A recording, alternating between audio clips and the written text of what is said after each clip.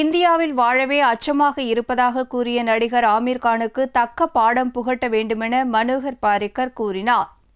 இந்தியாவில் மத சகிப்புத்தன்மை குறைந்து விட்டதால் நாட்டை விட்டு வெளியேறி விடலாமா என தனது மனைவி கூறியதாக கடந்த ஆண்டு நடிகர் ஆமீர் கான் கூறிய கருத்து பெரும் சர்ச்சையை கிளப்பியது.